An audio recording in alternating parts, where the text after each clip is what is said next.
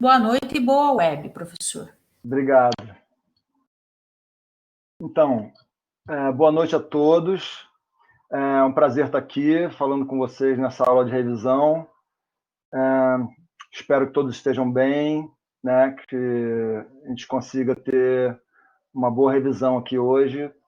Então, vamos começar olhando um pouco para o material que a gente teve, né, durante esse período, que tem logo no começo numa introdução, uma definição de tecnologia, né? Acho importante a gente entender o que é essa tecnologia ligada à arte, né? Dentro de uma disciplina de licenciatura, dentro desse contexto que a gente está aqui trabalhando, né? Então, basicamente, são 3 acepções que eu coloquei lá, né? Uma de uma forma de ver teórica, onde os saberes, né, tudo que se tem historicamente, ou de qualquer forma que se possa criar uma noção, né, teórica de tecnologia aplicada à arte. Isso, claro, vai abranger tudo que diz respeito à técnica. Então, aí já entra na segunda acepção, que seria a parte prática, né? Então, essa prática, ela é tanto um resultado dessa teoria, de alguém que começa ou que aprende pela teoria e que depois vai aplicar isso, mas principalmente no universo da arte, todos os tipos, todos os gêneros de arte, é uma prática, né? Essa segunda acepção é uma prática que gera esse conhecimento teórico, geralmente a posteriori, né? Sistematiza algo que você já experimentou, que você já viu, que você já conhece. Então, a terceira forma de ver essa tecnologia, né, seriam as funcionalidades dessas técnicas, né, já como saberes formulados, saberes científicos, né, colocados, então, como aplicações através de máquinas, aparelhos máquinas, aparelhos e ferramentas, né? Principalmente quando a gente vai falar de tecnologia, de técnica, né? Então a gente já pega um conceito do Willem Flusser da imagem técnica, que é a imagem se opõe à imagem artesanal, né? Então, se opondo à imagem artesanal, uma imagem gerada por aparelhos. E ele faz um exemplo bem claro durante o livro dele, que é a fotografia, né? Ele conduz todo esse percurso do que é a imagem técnica a partir da fotografia, um livro da década de 80, se não me engano, ou 90.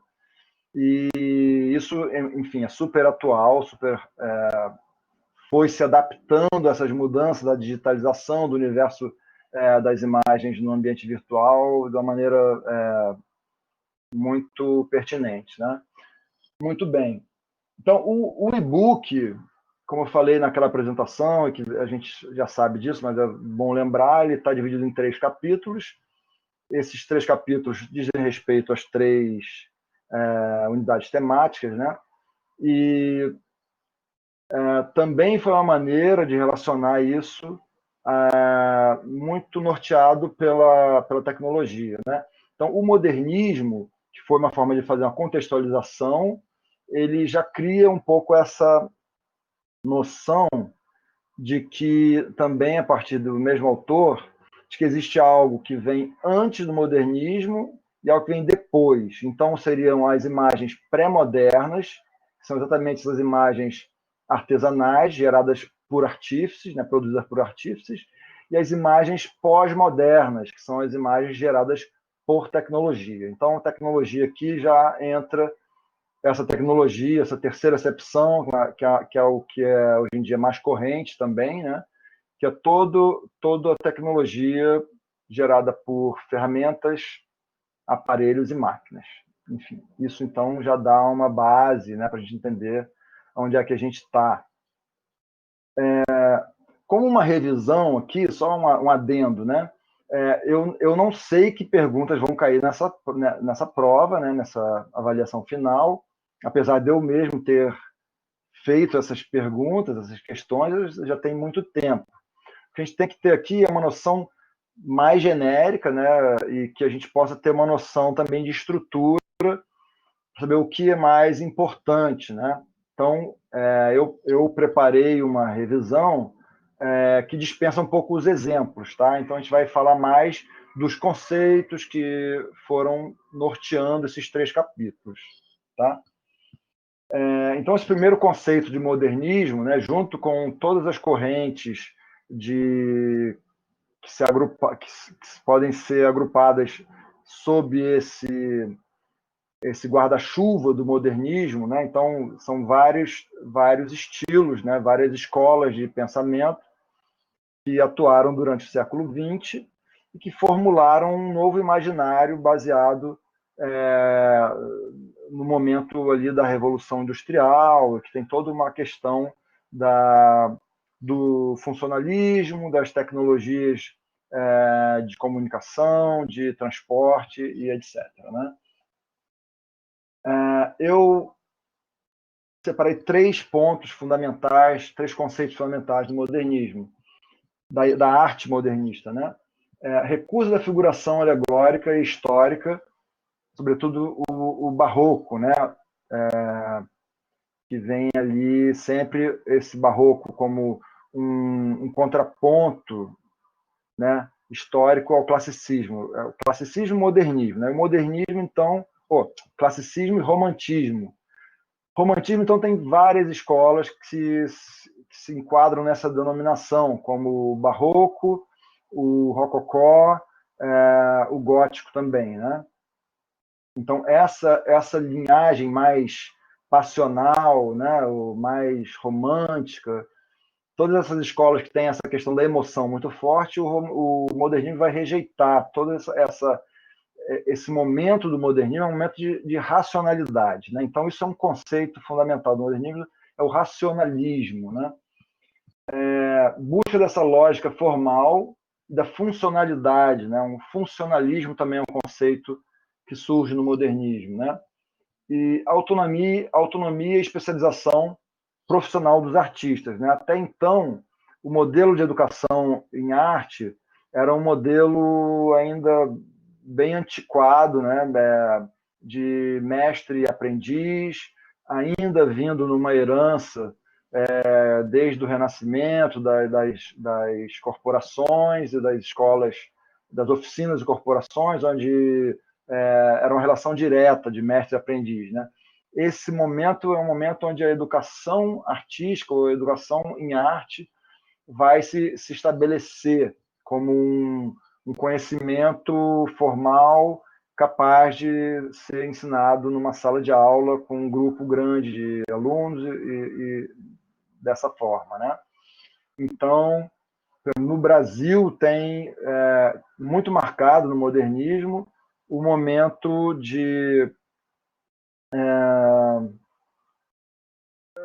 dessa educação artística, né?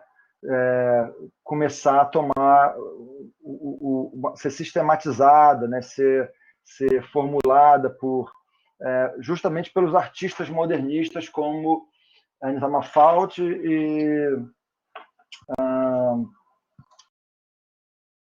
bom, tem 2, tá? Depois eu lembro outros. Então, eu dividi também em formas de arte, né? Esse primeiro capítulo. Eu começo pelas artes gráficas e pontuo fortemente em cima da história do cartaz, né? O cartaz como um tipo de mídia, né? E um tipo de mídia que está na interseção a partir do surgimento da cromolitografia, que é uma impressão colorida, né? Ele começa a se estabelecer como uma forma de arte também, não só de comunicação, né? Mas também como uma forma de arte e uma forma percursora assim, de vários tipos de decorrências. Né? Na comunicação, por exemplo, ele vai se manifestar em tamanhos diferentes, indo desde o outdoor até um folheto, né? Ou enfim, qualquer formato decorre muito o estudo das artes gráficas, né, da imagem, da comunicação visual, vai ser muito norteado pelo estudo do cartaz, né? Ilustração de livros, por exemplo, também, né?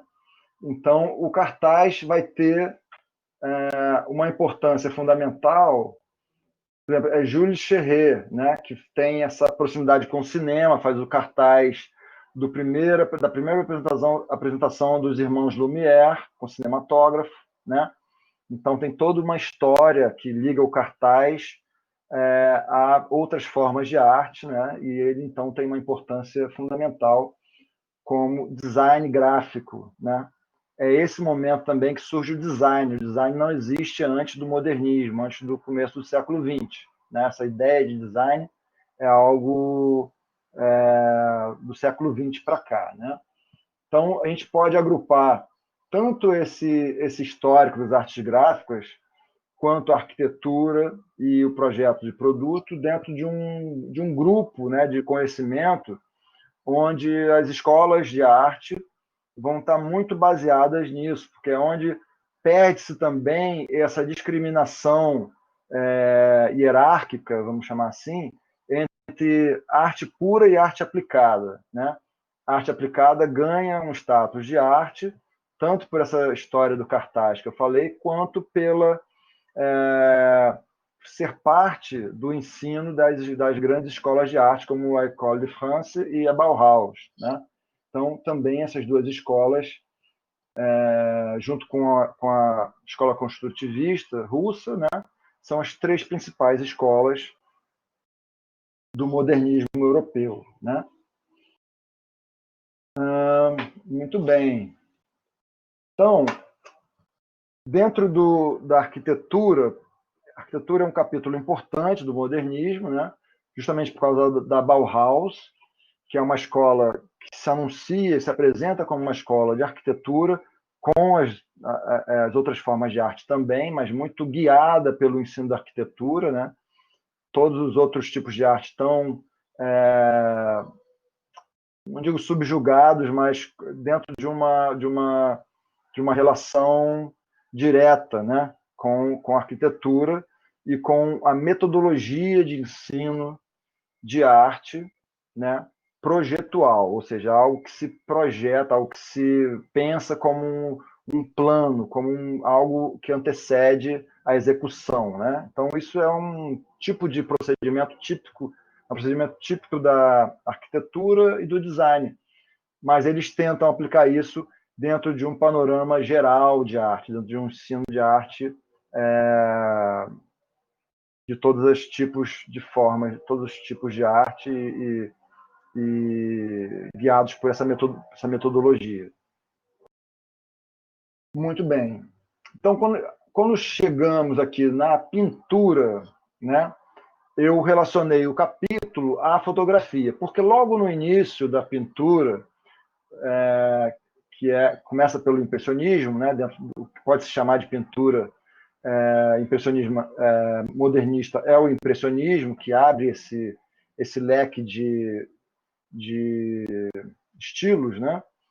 O impressionismo, então, vai ter uma relação bem próxima com a fotografia, né? Uma dessas semelhanças é a pintura ir para o lado de fora do ateliê, né? Uma pintura de paisagem, também a natureza morta e o retrato também entram muito no impressionismo, mas essa ideia de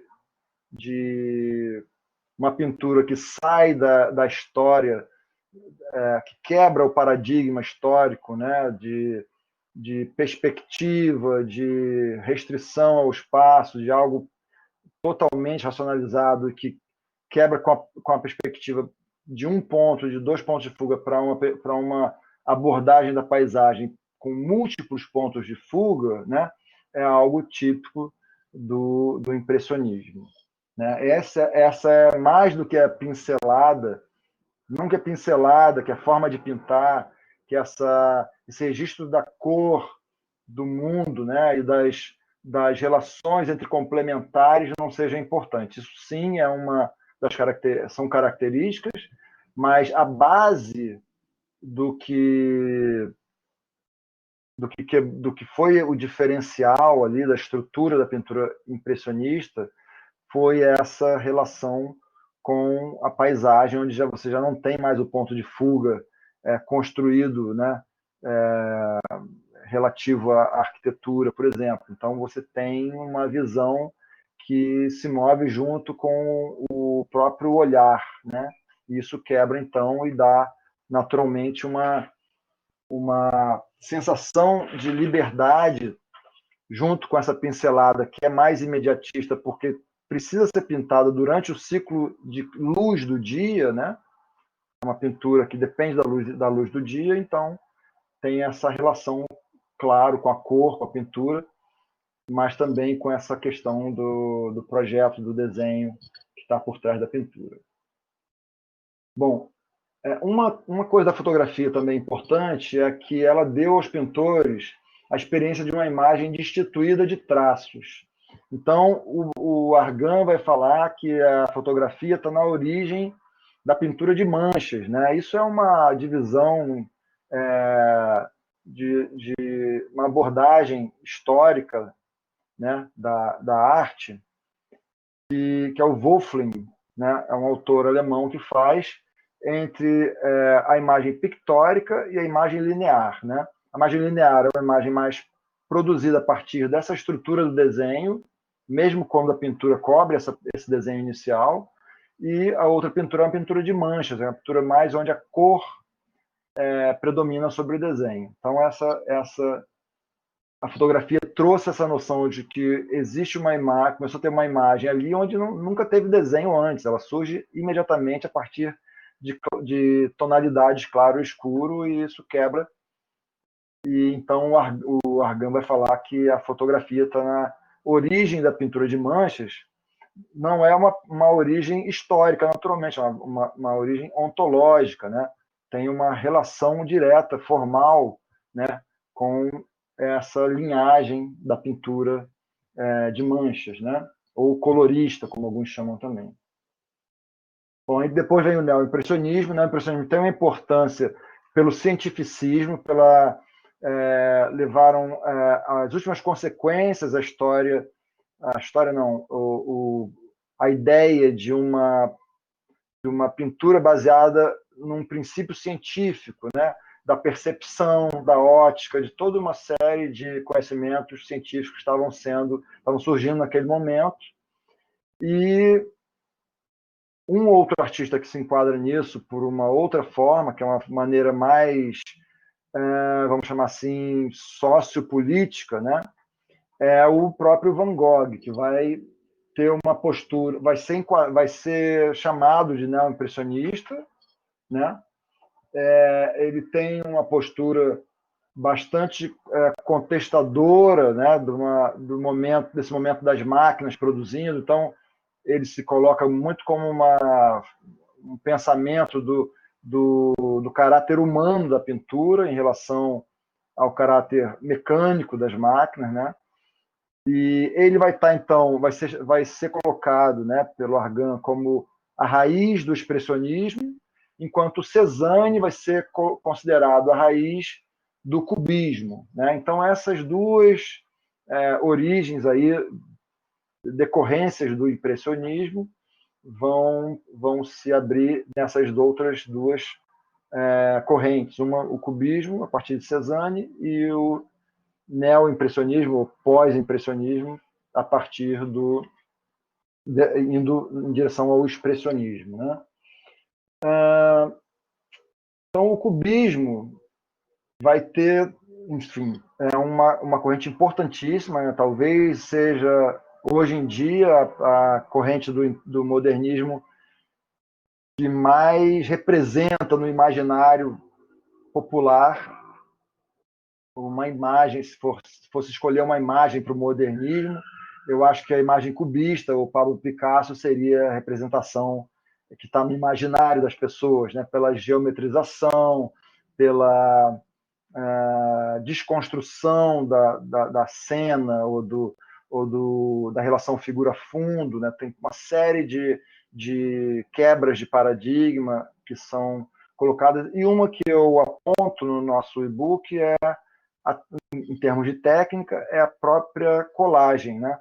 Que já existia antes do cubismo, né? É bom que se diga, mas que não tinha sido colocada como uma técnica dentro do repertório da pintura, enfim, da grande pintura, vamos chamar assim, né? Digo isso porque tem exemplos, assim, antes disso, os próprios surrealistas fizeram também colagens, tem uma série de pessoas que fizeram colagem antes disso, né? Antes até do surrealismo, mas sempre nunca foi assim aceito como algo que fosse parte desse repertório da pintura. Sempre foi mais ligado a uma coisa de criança, praticamente, sabe? Pode-se dizer isso. E o cubismo vai levar isso a sério, vai ser isso uma força dentro do cubismo muito grande, né? Então, também tem aqui alguns tópicos, né, sobre o cubismo, né, que eu queria ler, que foram transformações, né? A indistinção da relação figura-fundo é uma delas, né? Decomposição dos objetos do espaço, não mais como um esqueleto de pintura fixo que depois preenchido com cor. Sobreposição e justaposição de múltiplas visões do objeto, então essa ideia de uma figura que aparece de perfil de frente e simultaneidades assim também. Identificação entre luz e planos cromáticos, né? A representação da luz não mais como algo mimético, né? Uma cópia do que o efeito que a luz produz sobre os objetos, mas pelos planos de cor, né? Planos de tonalidades também. E a busca de novos meios técnicos no plano plástico. Então, aqui se enquadra muito essa ideia da importância da colagem, tá? nesse movimento. Outra contribuição importante do cubismo foi o diálogo dele com Marcel Duchamp, né? Isso acho que eu até abordei pouco no material que foi disponibilizado e nos vídeos. E acho que é importante lembrar que Marcel Duchamp é a maior referência que existe para que surja o que se chama hoje arte contemporânea, né? Toda a partir de uma flexibilidade de pensamento, por exemplo, como alguém que não se fixou num estilo, ele dialogou com o futurismo, com o cubismo, ele fez quadros que são icônicos, como o Nu Descendo a Escada, que até hoje se produz obras que referenciam, que se referem a essa obra, enfim, uma série de obras, né? Ele pôs em crise o cubismo analítico com essa obra, né? Isso é Argan, Júlio Carlos Argan que fala que o Nu Descendo a Escada colocou em crise o cubismo analítico, que é esse cubismo que desconstrói a imagem, que se pode ver a frente e o lado e tudo isso. Ele foi precursor do dadaísmo, Marcel Duchamp, e o mais importante, né, a introdução do handmade. Né? O handmade é uma forma de arte bastante revolucionária até os dias de hoje. Até os dias de hoje se questiona esse avanço, né, ou essa mudança de paradigma no universo da arte, e tudo isso se deve, eu diria até que a obra do Andy Warhol, né, lá no final do modernismo, ela talvez não existisse se não tivesse existido antes um Marcel Duchamp para fazer toda a mudança, né, que foi feita com a irreverência, o humor, né, e um pensamento plástico, né, um pensamento visual que até então era muito restrito ao plano pictórico ou à tridimensionalidade da escultura e da arquitetura. Então, dito isso, podemos seguir, né? Então, para fechar esse primeiro capítulo, o expressionismo abstrato, Escola de Nova York, que foi provavelmente o movimento mais revolucionário, até porque foi o último, né? Então, ele vinha de um momento de abertura total das mentes, né? Do imaginário da arte daquele momento, do século XX. E então, a guerra, né? O pós-guerra e tudo isso, e uma série de artistas migram para Nova York, e ali então surge essa pintura, que, diga-se de passagem, também tem uma contribuição de maioria são europeus, né? São pessoas que migraram, mas é ali que acontece e ali que faz efeito também todas as mudanças, por exemplo, como a mudança icônica, né, fundamental, que é Jackson Pollock, né, com a mudança do plano vertical da pintura de Cavalete para uma pintura no plano horizontal, a inserção do corpo nesse processo, né, e a mudança do gesto, enfim, toda uma série de mudanças também, que dentro da história da pintura é comparável às contribuições de Pablo Picasso ou Miguel Ângelo, né? Cada um no seu tempo, né? Muito importante, então, também essa mudança do centro da arte da Europa para a América do Norte, né? Então, isso também é uma questão de, enfim, sociologia da arte, que tem grandes ramificações aí, né?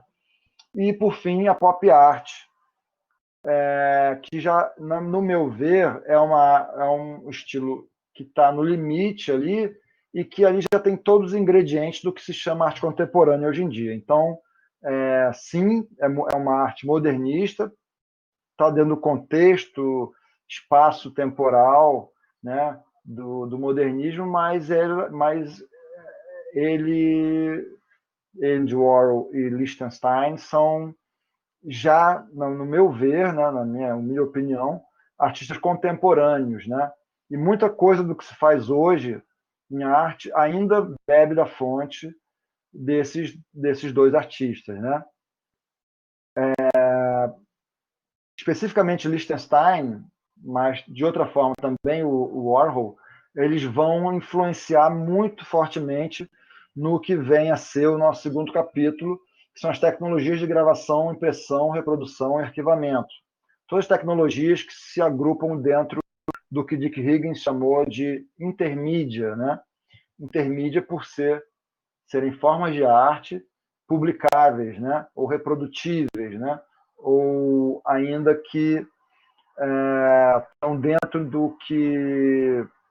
de uma arte que é veiculada por uma mídia específica, né?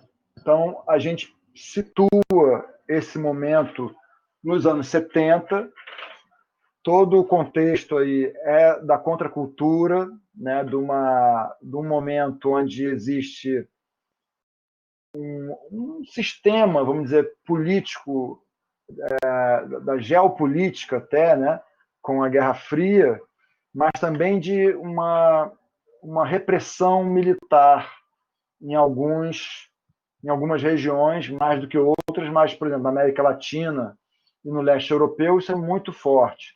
Então, esses dois lugares vão ser, duas regiões, né, do mundo, vão ser regiões muito fortes em termos dessa arte intermídia. É a arte que se baseia em produção de livros, produção também de cartazes, mas também a mídia sonora, começo do videotape, né?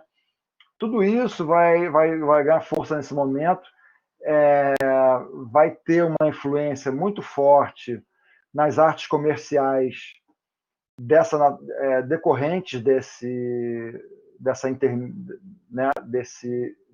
ambiente, vamos chamar assim, né? Então, por exemplo, esses dois contextos que eu citei, do leste europeu e na América Latina, eu vou falar do Brasil, porque aí a gente consegue pontuar com exemplos mais claros. O leste europeu até hoje é considerado, ou até talvez, não sei hoje, porque a questão das novas tecnologias estão muito presente, mas até 20 anos atrás era o lugar mais importante para se estudar arte gráfica, né? Ilustração, design gráfico, produção de livros, né? E coisa assim. Rússia, República Tcheca, Eslováquia, todos esses lugares eram lugares de um altíssimo nível nessas áreas. Em grande parte, ao meu ver, né, porque lá tiveram grandes artistas que participaram desse movimento chamado intermídia, né, onde existia, então, uma repressão política muito forte, lá, no caso, por causa da União Soviética, aquele contexto que existia lá, teve essa consequência, né? E no Brasil, de outra forma, também, onde não só por isso, né? Não só por causa do regime militar, mas enfim, que ainda estava no final do regime militar, né? Até os anos 80, foi um momento de grande desenvolvimento da produção de livros ilustrados no Brasil, né? E o Brasil se tornou um lugar de grandes ilustradores e grandes designers de livros, né? Isso não é uma coisa muito divulgada assim, mas é verdade, né? Tem grandes ilustradores no Brasil e eu faço essa conexão de uma maneira muito não por um estudo específico disso, mas por uma questão lógica e por ter ouvido palestras de artistas do leste europeu e feito essa ligação com o contexto brasileiro, né? Muito bem, vamos dar uma adiantada aqui. Então, dentro desse contexto que eu falei, o que deu nome, né, a esse tipo de produção como gênero, né, como um gênero artístico, foi a nomenclatura publicações de artista, que englobam livros, mas também a mídia sonora, a mídia de audiovisual, a mídia impressa, né? E tudo são classificações de espécies, né? A gente pode fazer dentro de um estudo taxonômico, né? E isso tem a ver com a minha pesquisa de doutorado, por isso que eu gosto muito desse tema. Basicamente com 3 características dessas publicações de artistas. Sempre uma arte publicada em mídia, né? A hibridização das formas, então, por exemplo, você vai ter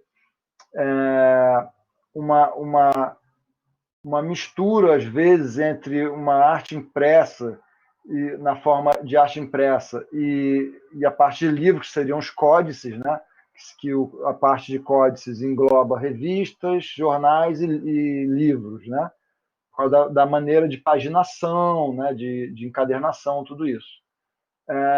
E a mídia de áudio, junto com o vídeo, por exemplo, também tem aí uma hibridização, onde muitos trabalhos de vídeo partem do áudio e se produz trilhas sonoras para filmes, enfim, tem toda uma relação aí de interseção, né?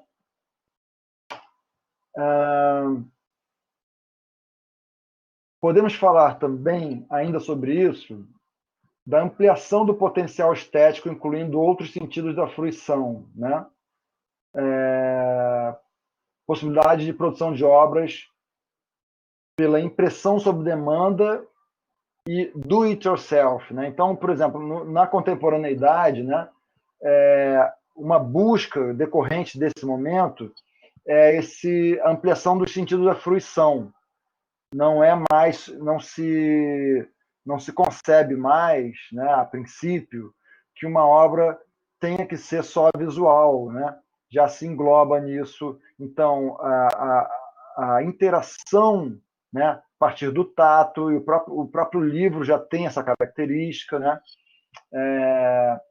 Também essa ideia de impressão sob demanda é algo do nosso tempo, né, onde você pode entrar na internet, ver um livro que você quer e encomendar uma cópia daquele livro e é produzido e é enviado para você.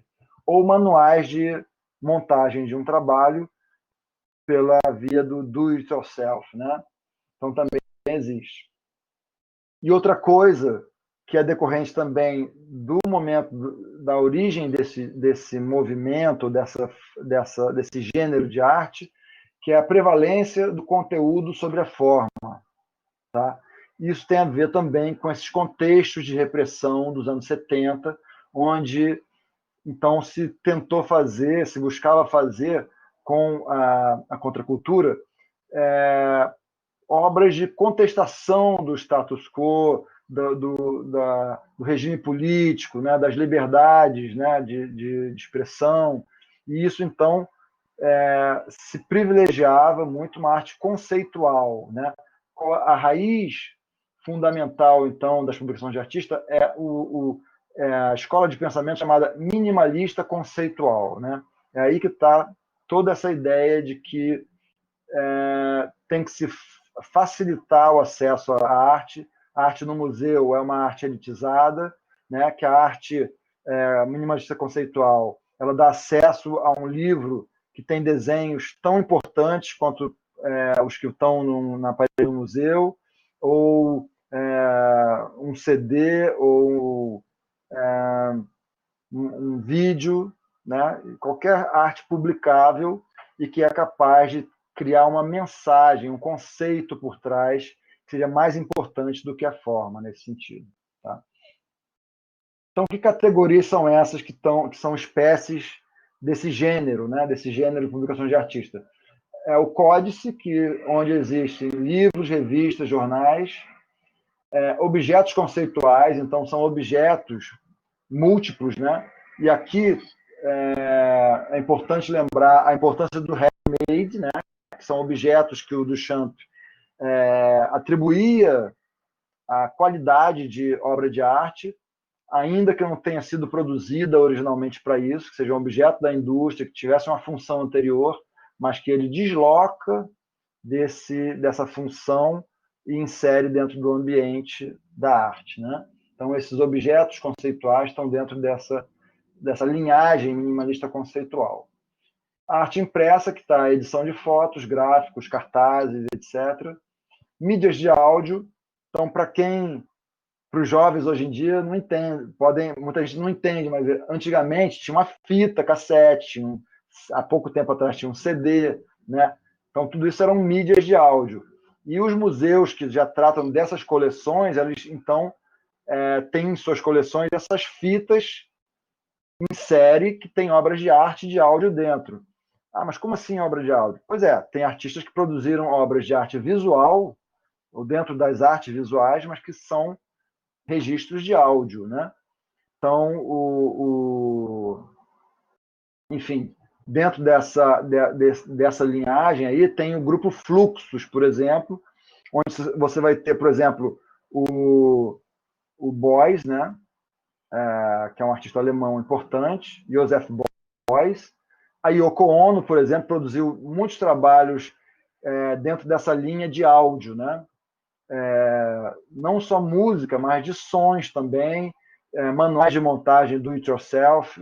Yoko Ono foi uma artista importante também, que ficou famosa depois de se casar ficou mais famosa depois de se casar com o John Lennon, mas é uma artista importante também nesse momento, tá? E John Cage, então, seria o nome mais importante dentro dessa linhagem da arte de áudio, né? Trabalhou muito com música.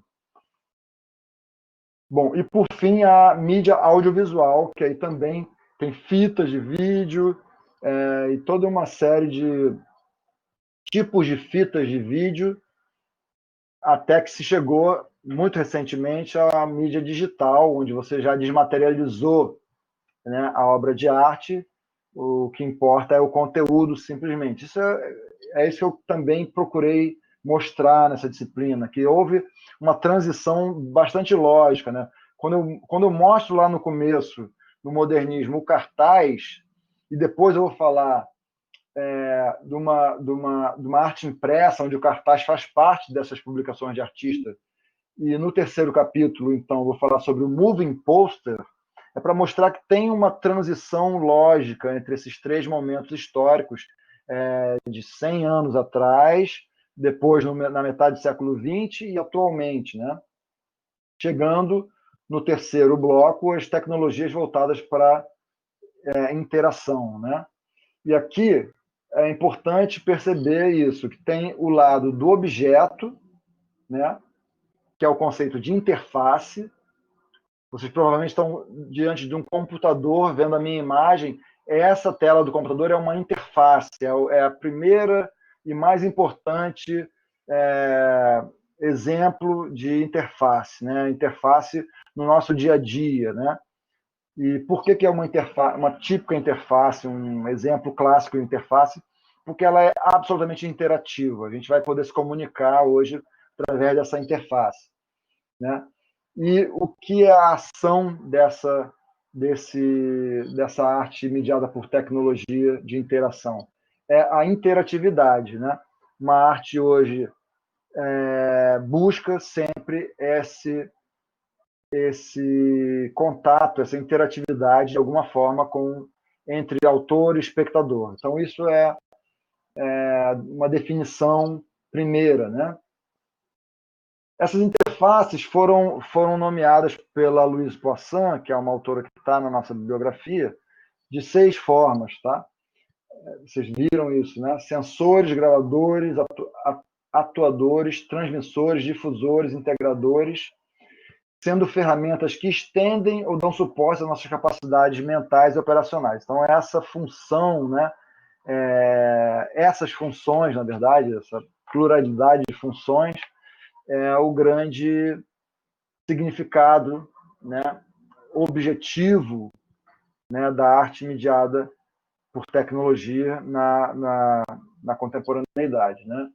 Então, o primeiro exemplo que eu dou, não, o segundo, né? Primeiro eu falei da obra do Eduardo Kac, no e-book, uma obra importantíssima, aliás, um artista fundamental, né, brasileiro, que mora nos Estados Unidos, e que essa obra, então, foi uma obra de arte genética, a que eu cito lá, que é a do coelho fluorescente. Né? Acho que se o título agora isso também não é importante. Né? Mas, então, eu vou chegar no moving poster. Né? Moving poster. E isso é interessante. O que se considera é que os posts, né, as postagens que a gente faz na rede social, isso decorre, né, do cartaz, né, do pôster. Né? O que acontece quando se estuda isso, e é assim que se defende, né, que se propõe essa ideia dessa transição, é que tudo que se estudava em termos da imagem impressa, né, há 30 anos, 40 anos atrás, era um estudo sobre o cartaz. Né? Quando se falava de ilustração de livro, ia se fazer um estudo sobre isso, uma das fontes, uma das referências, né, teóricas tinha que se falar sobre a imagem independente, a imagem em si, a imagem impressa. Então, do cartaz era a forma clássica de se estudar isso, de se referenciar a essa imagem. Né? Então, o que acontece é que, com a chegada das novas mídias, essa transição ocorreu e ela migrou, mudando de tamanho, mas ganhando uma dimensão a mais, que é a dimensão temporal. Né? A gente pode considerar aqui, abrindo um parênteses, que eles têm 4 dimensões de espaço-tempo. Né? A primeira seria uma dimensão linear, né? A segunda já é o plano, bidimensional, tem 2 dimensões. A terceira dimensão, que é o objeto, e a quarta dimensão, que é o tempo. Né? Então, esse tempo é o que diz respeito ao movimento. Então, é essa dimensão que é a novidade, que é o ganho que houve, né, nessa forma contemporânea do cartaz, que é o moving poster, e que é também o que acontece dentro das mídias, né, e da internet. Uma característica a mais que se soma a essa temporalidade é o looping. né? O looping, uma imagem que você constrói para que ela emende, ela se conecte. Idealmente, né, o primeiro frame está ligado ao último, então você não percebe onde é feita essa conexão, então ela fica girando e ela fica se repetindo e você não percebe onde começa e termina. Isso, então, é um artifício muito usado na internet, né, nas redes sociais, por exemplo, em anúncios na rede social, mas também nos GIFs animados, né, que são anteriores a isso, e, enfim, tem uma relação, claro, com animação, com uma série de coisas, né? Por fim, nesse terceiro capítulo, eu vou falar dos artigos, mas antes é importante lembrar, além da interatividade e da interface, tem um terceiro ingrediente para essa arte eletrônica e mediada por interfaces, que é a interdisciplinaridade, né? Então, desde que lá no começo o Willem Flusser fala de uma imagem pós-moderna que é mediada por tecnologias, né? E que essa tecnologia é produzida a partir do conhecimento científico, né? A interdisciplinaridade já está presente, né? Porque a interdisciplinaridade é todo conhecimento que decorre da contribuição de duas ou mais disciplinas, de dois ou mais campos de conhecimento, né?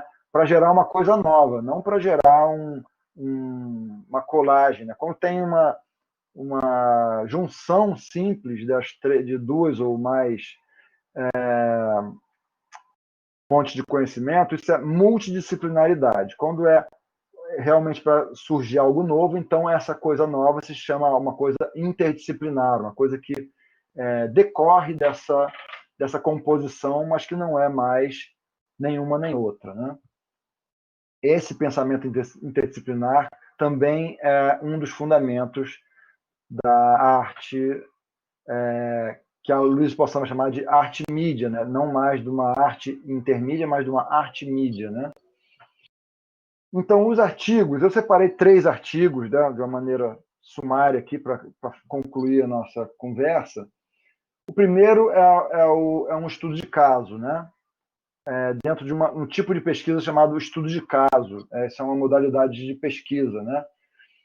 Que é o Twitter Practice in Writing a Recipe for Creativity and Creativity Interpretation, né? Que fala de oficinas de escrita criativa baseadas e direcionadas para o Twitter, né? Que usam essa plataforma como limite e como campo de experimentações, né? Então, ali eles produzem várias experiências de escrita e o artigo, então, sugere que uma das conclusões foi desse surgimento de uma linguagem, de uma forma nova de linguagem escrita, que vinha se formulando há muito tempo, mas que só com o surgimento das novas mídias, em especial aqui essa mídia que é uma mídia basicamente de texto, né? Predominantemente de texto, mídia social mais verbal, né? Que esse conhecimento que vinha sendo gerado pôde tomar forma como um tipo de linguagem ali que veio à tona com a juventude, né? Com as pessoas mais jovens que começaram a usar essa mídia social. O segundo artigo é um artigo que fala sobre o tema mesmo, a interatividade, e já a forma de estudo é uma forma comparativa, né? Tem essa maneira de um antes e depois, né? Subservient Techno for Subservient Minds, que descreve uma série de obras para demonstrar conceitos herdados das artes interativas e que desafiam a complacência engendrada pelas experiências típicas de contemplação. A experiência de contemplação ela é fruto de uma arte também de interface, a princípio, mas uma interface que o Wilhelm Flusser chama de interface rústica, né? Que é uma interface da pintura ou da gravura, que ela só se presta à contemplação, não tem nenhuma interação além dessa com a obra, né? Então, está se falando aqui de que ainda existe uma tendência, né, diante da arte a ser contemplativa, que ainda existe uma subserviência ou um pensamento que ainda não se adaptou a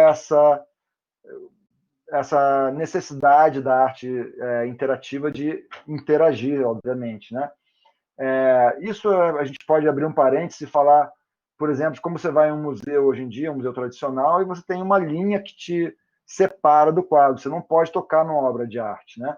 Isso é exatamente o que está se tratando, né, nesse artigo. É essa limitação que foi cultivada durante séculos, né, da distância do espectador, um respeito do espectador em relação à obra de arte, que, na verdade, hoje em dia, o que se cultiva é o contrário, é um convite à interação, à necessidade de uma interatividade, né? E, por fim, o terceiro artigo que eu separei, eu comentei no último vídeo também, que é o The Brain as a Hackable Driver, que é um artigo maravilhoso em termos de produção científica, mas também em termos de escrita. Eu não leio tão bem assim em inglês, mas você vê a própria estruturação, né?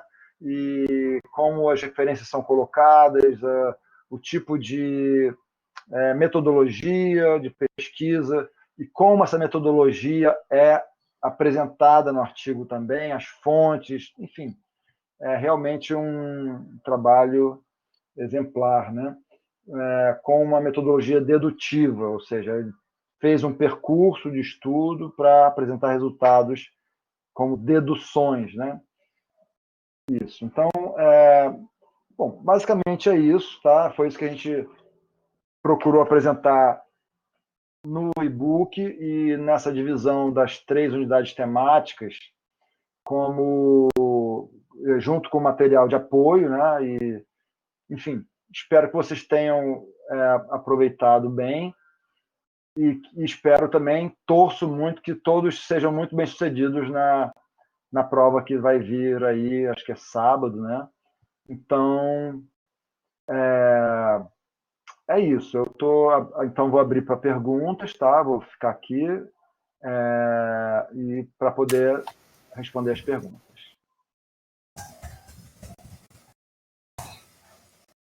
Obrigada, professor. Caros alunos, abertas as perguntas, tá? Por gentileza, o professor estará à disposição 5, 6 minutos, vocês podem fazer as perguntas. O senhor pode olhar ali no chat do lado, professor. Eu já abri, ok. né? Tá, veja bom. se veio as perguntas, eles vão falando ali, tá? Tá bom, tá ótimo. E eu respondo escrevendo ou falando? Falando, professor. Tá bom? Obrigado. Tá Se ok. você não conseguir ler, eu leio para você aqui. Te ajuda Tá aqui. bom. Maravilha.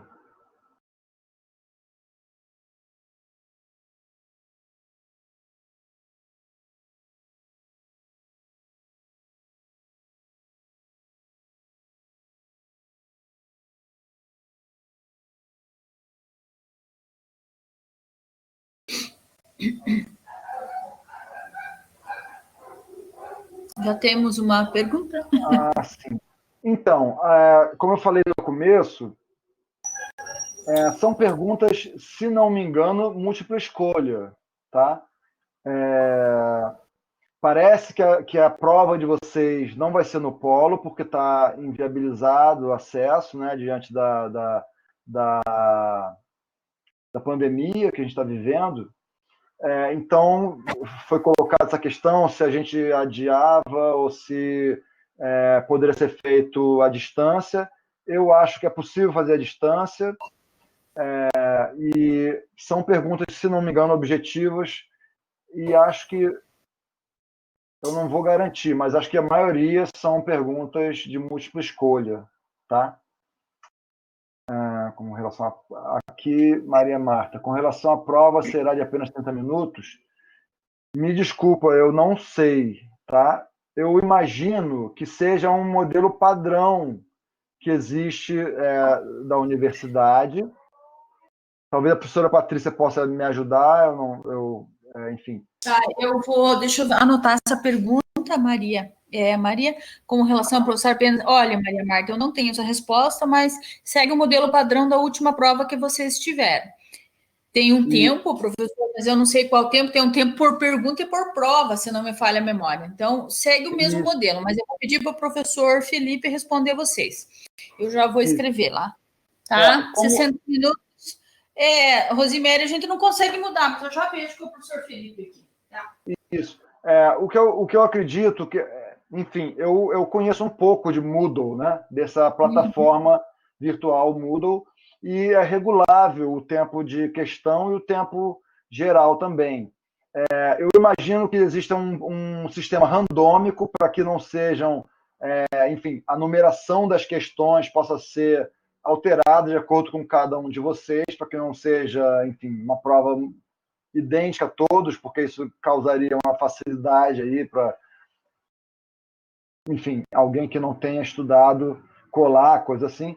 Mas eu abri para que a prova possa ser feita em casa, que vocês possam sim consultar, apesar das perguntas terem sido feitas para que fossem feitas no polo, respondidas no polo, como uma prova padrão da universidade, mas diante da situação, eu não vejo problema nenhum e isso vai ser feito de casa mesmo, pelo Moodle, dentro de uma modalidade EAD pelo próprio sistema do Moodle, tá? Eu gerei 30 questões e vão ser escolhidas 10, se não me engano. Dessas 30, a maioria das questões são questões de múltipla escolha. Agora, talvez tenha alguma coisa descritiva, sim, tá? Mas é a menor parte, tá?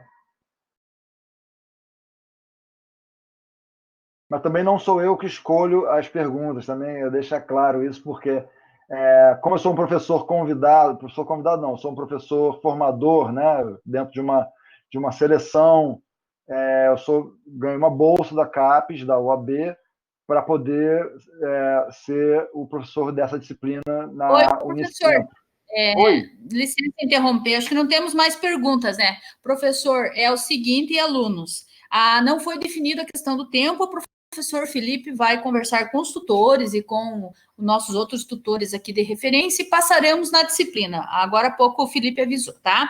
Quanto ao tempo, tá? Professor, não se preocupe. Se Beleza. não temos mais perguntas, professor, vamos encerrar. Tem gente digitando aqui. Eu acho que eles estão se despedindo, né? Veja aqui, ó. Tá. Para não atrapalhar um pouco o seu horário, essa questão assim da prova ainda não foi batido o martelo, então não adianta definir, tá? Tá bom, tá bom. Então tá, olha, foi um prazer estar aqui com vocês, tá? Eu também vou estar numa outra disciplina chamada Projeto em Arte e Tecnologia e espero que vocês tenham aproveitado o máximo e que a gente possa se reencontrar nessa próxima disciplina, tá? Desejo a todos boa prova e não sei se estão digitando mais alguma coisa.